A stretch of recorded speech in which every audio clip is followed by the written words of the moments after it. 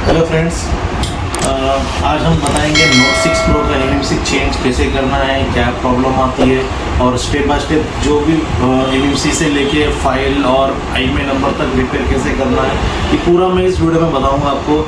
ये सिर्फ हमारे वीडियोस जो होते हैं ये हमारे स्टूडेंट के लिए होते हैं, बाहर किसी अदर्स के लिए नहीं दिखाते हम ये सारी चीज़ें। तो ये हमारे सिर्फ चैनल पे है और आप लोग ये वीडियो देखेंगे जिससे आप लोगों को बहुत कुछ सीखने मिलेगा। तो हम यहाँ पे स्टार्ट करेंगे। जैसे कि यहाँ एक फ़ोन है मेरे पास, एक Redmi Note 6 Pro का है और इसके अंदर एक सैंडिस का एमएमसी था, जैसे आप यहाँ देख सकते हैं। सैंडिस ब्रांड का है, शायद दिखेगा नहीं क्योंकि ये पूरा क्लियर नहीं है। BJ254 का इसमें एमएमसी लगा हुआ है और ये एक डेड है। हमने यहाँ डिटेक्ट किया, ये ऑटो कोड बना रहा था तो यहाँ पे इसको हमने निकाल दिया है और यहाँ पे आप देख सकते हैं इसमें कोई भी एमएमसी नहीं लगा हुआ है। जैसे कि आप देख सकते हैं आप, इसमें एमएमसी नहीं है, लेकिन ये पोर्ट वगैरह बना रहा है, मतलब हमारा बाकी सब ओके है। बोर्ड ओके है, हमारा मदरबोर्ड ओके है, power IC okay, CPU okay, जो कि पोर्ट बना रहा है। तो मैं आपको यहाँ पे चेक करवाऊँगा कि पोर्ट बना रहा है या नहीं बना रहा है, एक बार कंफर्म करेंगे। तो यहाँ पे डिवाइस मैनेजर में हम आ जाते हैं और यहाँ पे फ़ोन को सिंपली कनेक्ट करेंगे। तो जैसे कि एमएमसी नहीं लगा हुआ है तो ये आपका ऑटो पोर्ट बनाना चाहिए। तो देखेंगे, अभी तो पोर्ट नहीं बना, 10 सेकेंड वेट करेंगे और यहाँ देखेंगे 10 सेकेंड के बाद आपको यहाँ पे पोर्ट बनते हुए दिखेगा। जैसे कि यहाँ पे फ़ोन कनेक्ट है, जैसे आप देख सकते हैं आवाज़ आ गई है और यहाँ पे कॉल का मैचेस USB QD लोडर 9008 का पोर्ट बना रहा है। इसका मतलब ये है कि हमारा बोर्ड ओके है, पूरा सारा कुछ ओके है। सिर्फ ओनली एमएमसी डेट था और एमएमसी अभी इसमें हम चेंज करेंगे। तो चेंज करने के लिए क्या क्या प्रोसेस है और एमएमसी हमें कैसे पता चलेगा, इसके कॉम्पेटिबल होती है कैसे होती है। तो यहाँ पे मैं आपको बताता हूँ कि एक सॉफ्टवेयर जो आपको बताया था कि फ़ोन माइक्रो DB का जो एक सॉफ्टवेयर होता है, तो वहाँ पे ये सॉफ्टवेयर हम पीसी में इंस्टॉल कर लेते हैं और पीसी में इंस्टॉल करने के बाद उसमें आईडी और पासवर्ड जो है हम उसमें लॉगिन करके ये टूल को ओपन करते हैं। ये सारा प्रोसेस मैं क्लास में बता दिया है स्टूडेंट को ऑलरेडी, ठीक है। और नहीं है तो मैं इसका अलग से एक वीडियो भी बनाऊंगा, उसके लिए आप वो भी देख सकते हो कि कैसे लॉगिन करना है इसमें। तो यहाँ पे मैं ऑलरेडी लॉगिन करके ये टूल को ओपन करके रखा है, फ़ोन माइक्रो DB जैसा हम यहाँ देख सकते हैं,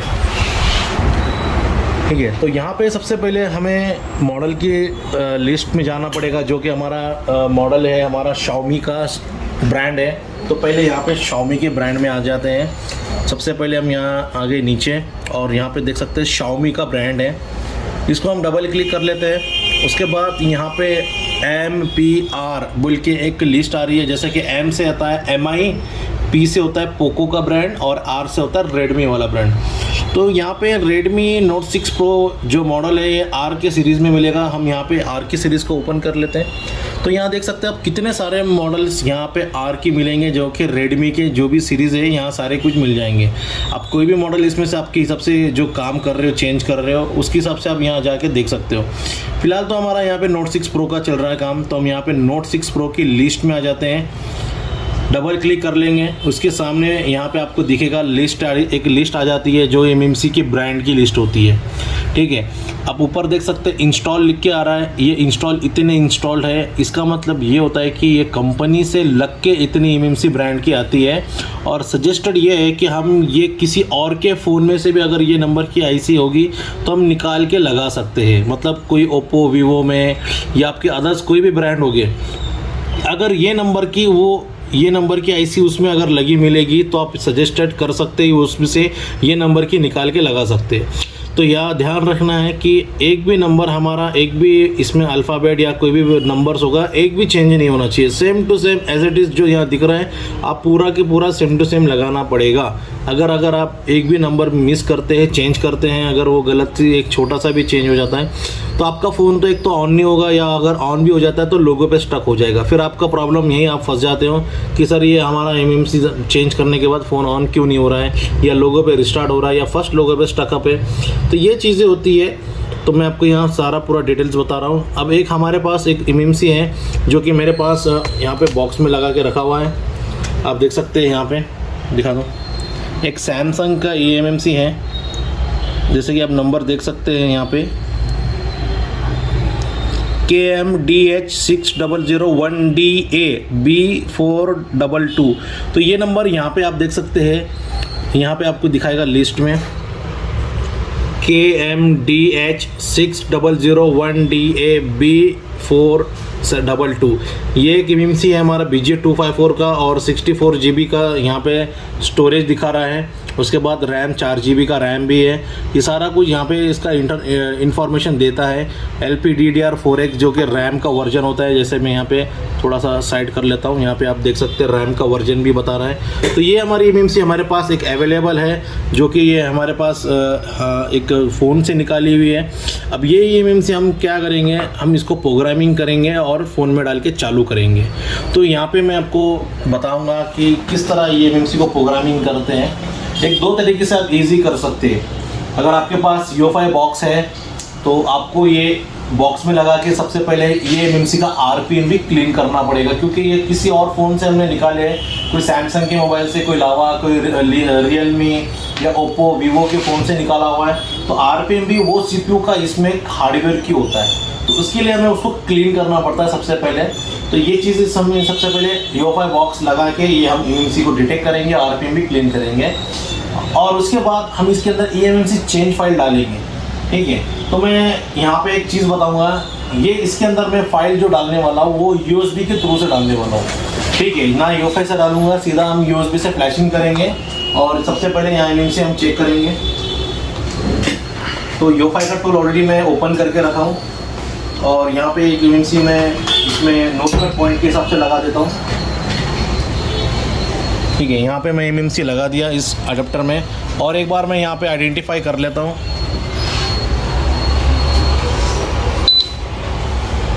ठीक है, यहाँ पे आप देख सकते हैं कि MMC मेरी यहाँ डिटेक्ट हो गई है, जो कि यहाँ पे ऑथेंटिकेशन की नॉट एट प्रोग्राम, जो कि ऑलरेडी RPM भी क्लीन करा हुआ है। ठीक है, इसमें हमें कोई RPM भी क्लीन करने की ज़रूरत नहीं है, ऑलरेडी करा हुआ है। ठीक है, और नहीं, अगर किसी को नहीं पता RPM भी क्लीन कैसे करते हैं तो ये आपके वीडियो में मिल जाएगा, आपको दूसरा एक वीडियो मिल जाएगा जिसमें RPM भी क्लीन के लिए एक वीडियो बना हुआ है। ठीक है, तो यहाँ तक तो हमारा काम कंप्लीट हो गया है। जैसे कि यहाँ पे RPM भी क्लीन किया हुआ है, इसमें कोई भी फाइल फ्लैश नहीं किया हुआ है और हेल्थ भी एक बार चेक कर लेंगे ये MMC का हेल्थ में ओके है या नहीं है। तो यहाँ पे देख सकते हैं हेल्थ भी हमारा 0 to 10 दोनों में नॉर्मली है, एकदम क्लियर हेल्थ है। बस इसमें हमें फ्लैश फाइल डालना होगा, MMC चेंज फाइल। तो आप यहाँ से भी डाल सकते हो या फिर ये MMC को डायरेक्टली लगा के फ़ोन में और UMT से फ्लैश भी कर सकते हो। दोनों तरीके से हम ट्राई कर सकते हैं। तो मैं आपको यहाँ पे ये चीज़ तो मैं ऑलरेडी बता दिया कि UEFI से फ्लैश कैसे करना है। आज हम यहाँ पे ये देखेंगे, ये MMC ब्लैंक MMC हम बोर्ड में लगाएंगे और UMT से MMC चेंज फाइल को फ्लैश करके ऑन करेंगे।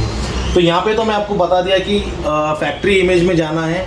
अगर आप UEFI से फ्लैश करना चाह रहे हैं तो फैक्ट्री इमेज में जाना है। उसके बाद यहाँ पे आपको कॉलकम का सेलेक्ट करना है, मॉडल CPU सेलेक्ट करना पड़ेगा कॉलकम का, और हमारी रो प्रोग्राम फाइल यहाँ पे डाल के हम इसको फ्लैश करते हैं। फ्लैश कंप्लीट होने के बाद सीधा हम फ़ोन में लगाते हैं।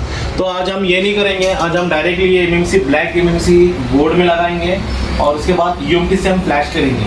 ठीक है, सेम है, बस यहाँ से डालना है या वहाँ से डालना है, बस काम हमारा फ्लैशिंग करना है। तो यहाँ पे हम क्या करते हैं, पहले तो फाइल को एक्सट्रैक्ट पे लगाते हैं, जैसे कि हमारे पास फाइल है और ये सारे मैंने आपको ऑलरेडी डाटा दिया हुआ है हार्ड डिस्क में। ठीक है, तो जिसके पास नहीं होगा उसके लिए मैं अलग से लिंक दे दूँगा, कोई टेंशन की वाली बात नहीं है। ये हमारे स्टूडेंट के लिए ही सारा कुछ बना रहा है। तो यहाँ पे Note 6 Pro देख सकते हैं, मेरे पास फाइल है और यहाँ MMC चेंज का फाइल है। यहाँ पे MIUI 10 और 12 दोनों भी है। ठीक है, तो यहाँ पे हम इसको एक्सट्रैक्ट कर लेते हैं। अब ये MMC चेंज फाइल बनाने का जो तरीका होता है, आपको एक यहाँ पे dev CFG का फाइल होता है। ये फाइल को, अगर आपके पास ये फाइल नहीं है, पूरा नॉर्मल फ्लैश फाइल है, तो आप ये dev CFG फाइल को आपके नॉर्मल फाइल के अंदर रिप्लेस कर देना है, तो वो नॉर्मल से eMMC स्पेशल चेंज फाइल बन जाती है। ठीक है, लेकिन यहाँ पे मैं ऑलरेडी बना के रखा हूँ। अगर आपको ये प्रोसेस समझ में नहीं आ रहा था तो इसके लिए मैं यहाँ पे एक डायरेक्ट फ्लैश फाइल बना के रखा हूँ, जो डायरेक्ट आप फ्लैश कर सकते हैं और फ़ोन को ऑन कर सकते हैं। तो यहाँ पे मैं एक्सट्रैक्ट कर लेता हूँ। सबसे पहले ये फाइल को मैं एक्सट्रैक्ट कर देता हूँ डेस्कटॉप पे, क्योंकि इसमें मेरी स्पेस थोड़ी कम है, तो मैं डेस्कटॉप पे रख देता हूँ। उसको एक्सट्रैक्ट कर लेंगे। एक्सट्रैक्ट यहाँ पे स्टार्ट हो गई है। अब इसके बाद मैं इसको फ्लैश करूँगा बाद में, पहले MMC को हम फिक्स कर लेते हैं। तो जब तक ये एक्सट्रैक्ट हो रहा है, सबसे पहले हम यहाँ पे MMC फिक्स कर देंगे। ब्लैंक MMC है।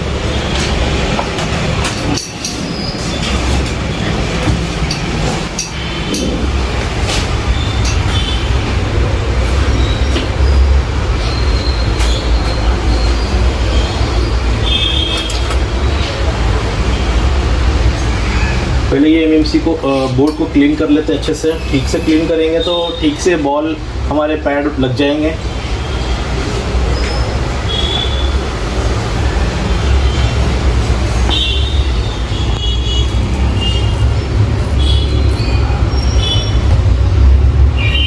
तो यहाँ एमएमसी फिक्स हो गई है हमारी, और थोड़ा सा कूल होने देंगे बोर्ड को। जैसे कि इसके अंदर हमने कुछ भी प्रोग्रामिंग नहीं किया हुआ है, ये ब्लैंक एमएमसी हमने लगाया है, और ब्लैंक एमएमसी हमेशा डायरेक्टली पोर्ट बनाएगा। ठीक है, आपका कोई ऐसा नहीं है कि एमएमसी लगने के बाद पोर्ट बनाएगा नहीं, या आपको ईडीएल से पोर्ट बनाना पड़ेगा। अगर उसमें कोई प्रोग्रामिंग नहीं किया हुआ है, कोई फाइल नहीं है, तो आपका डायरेक्टली पोर्ट बनाना स्टार्ट करता है। तो हमने भी यहाँ पे वही किया है कि इसके अंदर कोई भी प्रोग्रामिंग नहीं की है हमने, यूएफआई से प्रोग्रामिंग नहीं की है हमने, सिर्फ आरपीएम भी क्लीन करके हमने इसके अंदर फिक्स कर दिए। अब इसको यूएमटी के ज़रिए से हम, यहाँ पे यूएमटी है, सभी के पास होता है। यहाँ पे हम क्यूसी फायर का कॉलकम का जो टूल होता है, उससे हम नॉर्मल जैसे फ्लैशिंग करते हैं सारे फ़ोन्स को, उसी तरह हम इसको फ्लैशिंग करना है। कोई स्पेशल काम नहीं करना है, कोई हमें अलग से कोई बड़ा टूल नहीं लगता है एमएमसी चेंज करने के लिए। यही चीज़ों से हम काम कर सकते हैं। तो यहाँ पे थोड़ा सा कूल होने देंगे, और कूल हो गया हमारा बोर्ड। अब यहाँ पे आ जाते हैं हम फिर से, और जो हमने फाइल एक्सट्रैक्ट की थी डेस्कटॉप पे, हम यहाँ पे वो फाइल को फ्लैश करेंगे।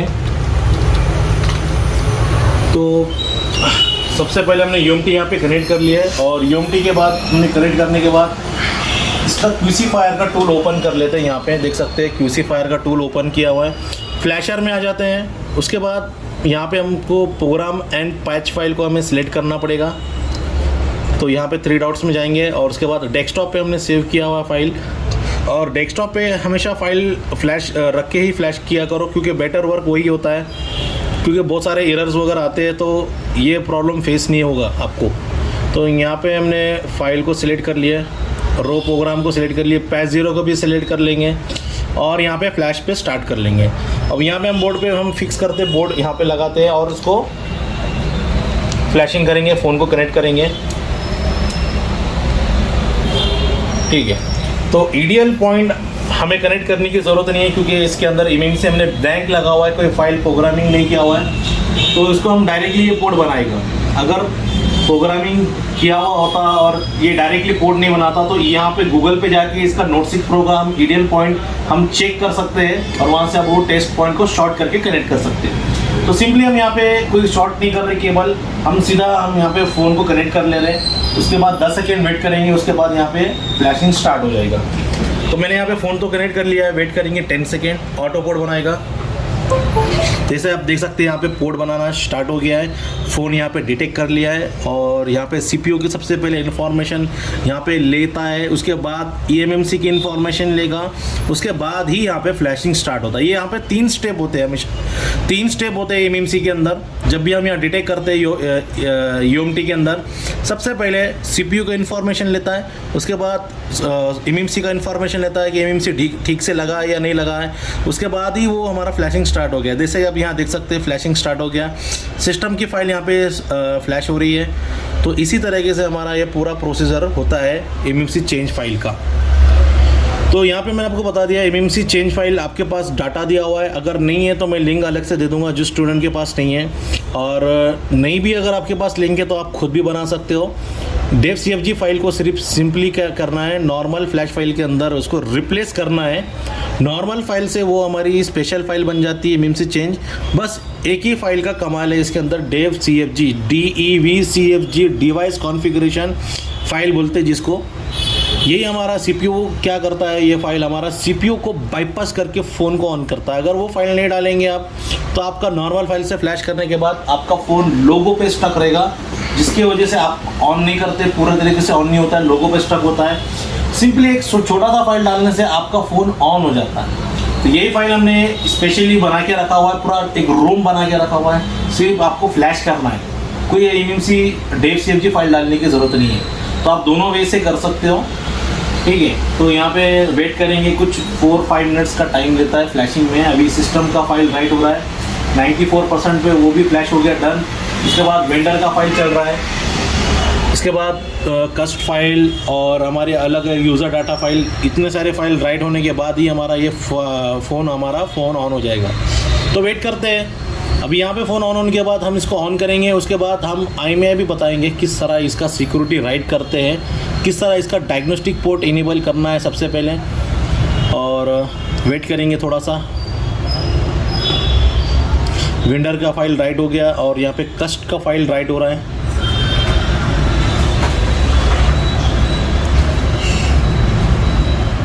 उसके बाद में फिर हम यहाँ पे पूरा फ्लैश कंप्लीट होने के बाद ऑन करेंगे और चेक करेंगे हमारा फ़ोन ऑन होता है या नहीं होता है।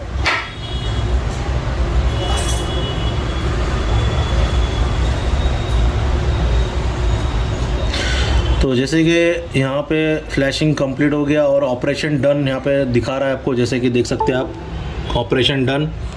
और एक बार चेक करेंगे यहाँ पे हमारा फ़ोन ऑन होता है या नहीं होता है। एक बार बैटरी लगा लेते हैं।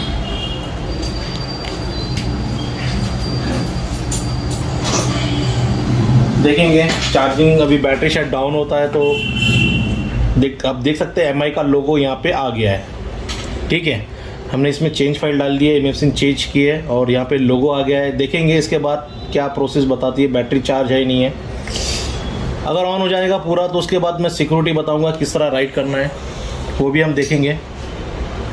अभी ये फर्स्ट लोगो पे, अगर आप डेव CFG फाइल नहीं डालेंगे तो आपका फर्स्ट लोगो पे ही स्टक रहेगा। अगर ये सेकंड लोगो नहीं आता है तो आपका फ्लैश फाइल का प्रॉब्लम होगा या आपके अंदर डेव CFG फाइल नहीं होगा तो आपका सेकंड लोगो पे नहीं जाएगा। जैसा कि आप देख सकते हैं यहाँ सेकंड लोगो आ गया है, इसका मतलब ये है कि आपका फ़ोन कम्प्लीटली ऑन हो रहा है। तो यही है सिस्टम। अगर आपको समझना है कि आपका फ़ोन कम्प्लीटली ऑन हो रहा नहीं हो रहा है तो सेकंड लोगो का इंतज़ार करना है। अगर सेकंड लोगो आ जाता है तो आपका फ़ोन कम्प्लीटली ऑन हो जाएगा। अगर नहीं आता है, फर्स्ट लोगों पे स्टक है, या एक तो आपका MMC ठीक से कॉम्पिटिबल आपने नहीं लिया या आपने फाइल ठीक से फ्लैश नहीं किए, बहुत सारे रीजंस होते हैं ये सारी चीज़ों में। तो यहाँ पे हम देखेंगे अभी ऑन हो जाएगा तो इसके अंदर सिक्योरिटी नहीं होता है, क्योंकि हमने किसी फ़ोन में से उठा के इसके अंदर पूरा ब्लैंक करने के बाद हमने इसमें Note 6 Pro का फाइल डाला हुआ है। तो इसके अंदर सिर्फ फ्लैश फाइल है, IMEI नंबर नहीं होता है कस्टमर का। तो कस्टमर का IMEI नंबर डालने के लिए आपको सबसे पहले तो बिल चाहिए, कस्टमर का बिल होना चाहिए। नहीं है तो बॉक्स उसका प्रोवाइड करवाओ, कस्टमर से मंगवाओ।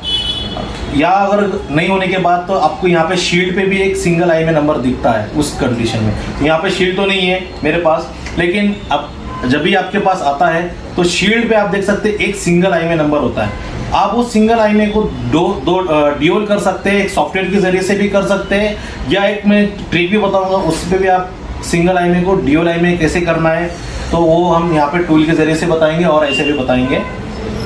फिर इसके बाद हम डायग्नोस्टिक पोर्ट इनेबल करेंगे, वो उसका भी प्रोसेस इसी वीडियो में होगा, उसके लिए अलग वीडियो नहीं बताऊंगा, इसमें बताऊंगा कि डायग्नोस्टिक पोर्ट इनेबल करना क्यों है और कैसे करेंगे। ठीक है, सबसे पहले इसको ऑन होने देंगे।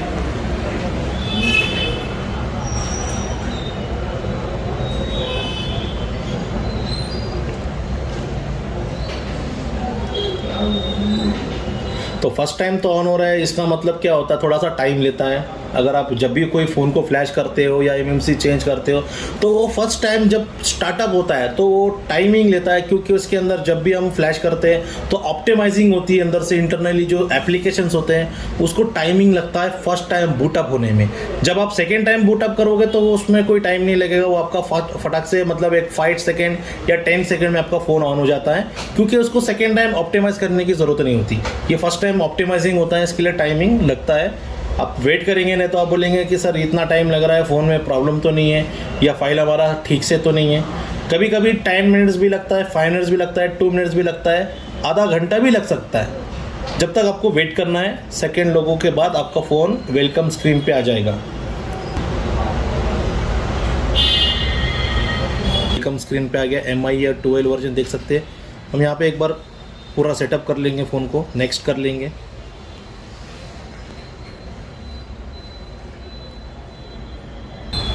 ठीक है, थोड़ा सा टाइम लेता है ये फर्स्ट टाइम बूटअप होने के लिए, जैसे कि आप देख सकते हैं इतना टाइम लिया इसने पूरा लोडिंग होने के बाद। अभी यहाँ पे ये फ़ोन ऑन हो रहा है, आप देख सकते हैं स्क्रीन आ गई है, यहाँ पे होम स्क्रीन आ गई उसकी।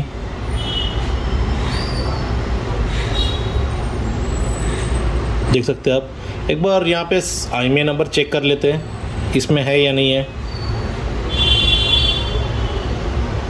Enable to get IMEI number बता रहा है, तो बेसबैंड भी एक बार चेक कर लेंगे अपन। सेटिंग में आते हैं, उसके बाद यहाँ पे अबाउट फ़ोन में आएंगे और ऑल स्पेसेस में जाते हैं यहाँ पे। तो जैसे कि यहाँ पे बेसबैंड आपको दिख रहा है अननोन, इसमें बेसबैंड भी नहीं है, IMEI नंबर भी नहीं है। तो यहाँ पे सबसे पहले इसके अंदर बेसबैंड रिपेयर करने के साथ साथ IMEI नंबर भी रिपेयर करना पड़ेगा।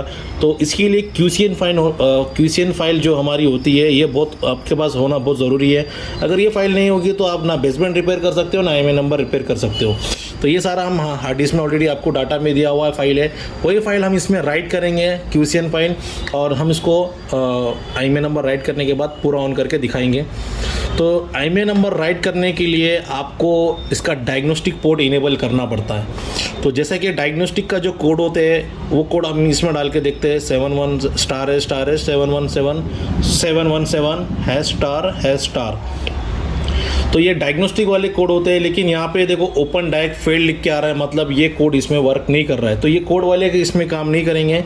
इसके लिए हमें क्या करना होगा, इसका सबसे पहले डेवलपर ऑप्शन इनेबल करना पड़ेगा और ADB इनेबल करना पड़ेगा। इसके लिए आपको सबसे पहले अबाउट फ़ोन में आना पड़ेगा, MIUI वर्जन में 7 बार टैप करना पड़ेगा इस तरह से। उसके बाद यहाँ आता है you are now a developer, ये अगर आप ये कर लेते हैं इसके बाद आपको बैक आना है और इसका एडिशनल सेटिंग में जाना पड़ेगा। ये आपका डेवलपर ऑप्शन इसी में आ जाएगा। उसके बाद आप नीचे आ जाएंगे, आप देख सकते हैं डेवलपर ऑप्शन यहाँ पे आपको शो करना हो गया। इसको ओपन कर लेंगे यहाँ पे, तो यहाँ पे इनेबल किया हुआ है। साथ ही साथ हमें OEM अनलॉकिंग को भी इनेबल करना होगा, इसको इनेबल कर लिया। और नीचे आने के बाद USB डिबगिंग यहाँ पे जो आप देख सकते हैं, इसको भी हम इसको इनेबल कर लेंगे। तो यहाँ पे वार्निंग आ रही है, तो इसके बाद एक्सेप्ट कर लेंगे। तो आपका ये USB डिबगिंग इनेबल हो गया है। अब हमारी बारी आती है इसको इनेबल करना है पोर्ट को। तो यहाँ पे आ जाते हैं हम। डेवलपर ऑप्शन इनेबल करने के बाद आपको यहाँ पे डिवाइस मैनेजर ओपन करना है। आपको यहाँ पे Qualcomm HS USB direct port बनाना ज़रूरी है। अगर ये पोर्ट बनेगा ही तो आपका IMEI नंबर रिपेयर हो जाएगा। तो उसके लिए सबसे पहले यहाँ पे हम स्टार्ट करते हैं, फ़ोन को कनेक्ट करेंगे सबसे पहले। तो यहाँ पे हमने डिबगिंग ऑन कर लिया है।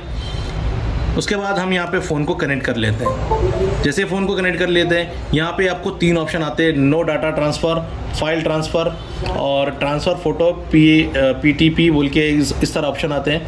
तो आपको यहाँ देख सकते हैं, यहाँ पे कनेक्ट करने के बाद यहाँ पे कोई ADB का पोर्ट नहीं आ रहा है। देख सकते हैं एंड्रॉयड फ़ोन बोल के एक पोर्ट बनाना चाहिए, वो नहीं बना रहा है।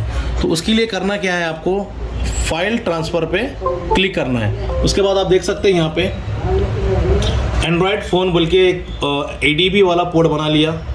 देख सकते हैं आप एंड्रॉयड कंपोजिट इंटरफेस, ऐसा ADB इंटरफेस बोल के एक कोड बनाने लग गया है, आप देख सकते हैं।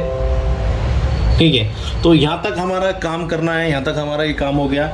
उसके बाद हम ओपन करेंगे UMT का टूल। फिर से हम यहाँ पे UMT का टूल ओपन कर लेते हैं।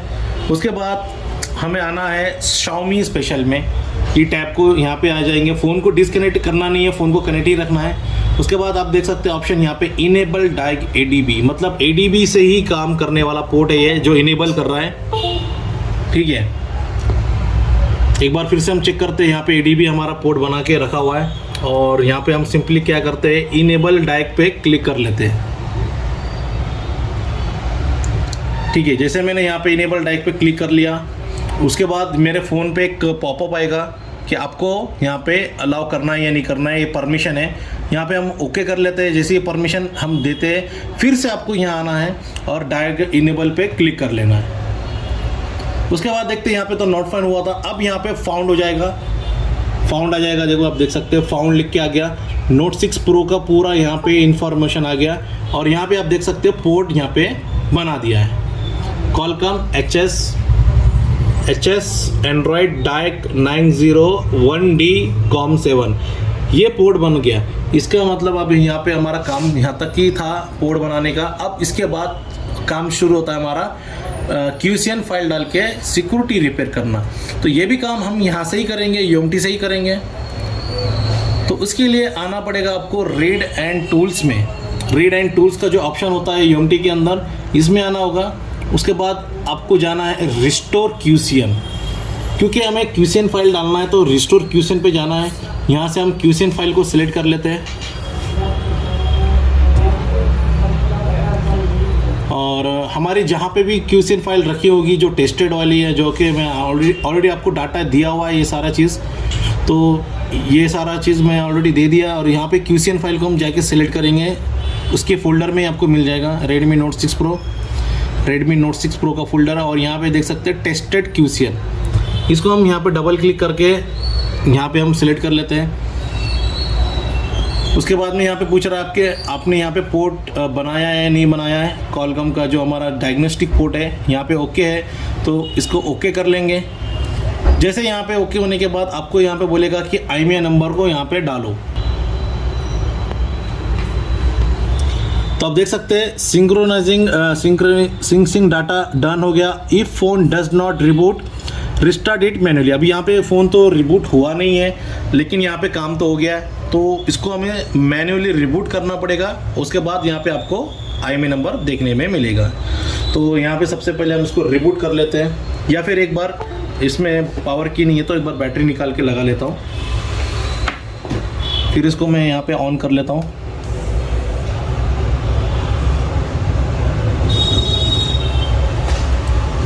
ठीक है, तो यहाँ पे फ़ोन ऑन हो गया है।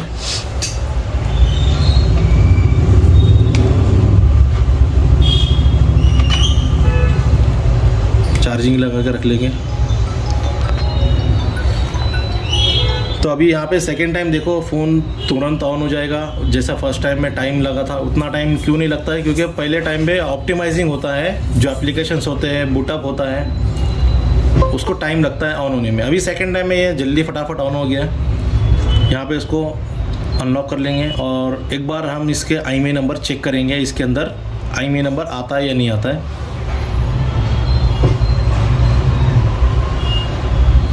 ठीक है, तो अभी पूरी तरीके से ऑन नहीं हुआ है, थोड़ा सा वेट करेंगे।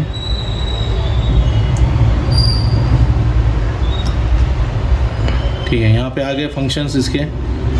हम डायलर में आ जाते हैं और यहाँ पे लिखते हैं *#06#।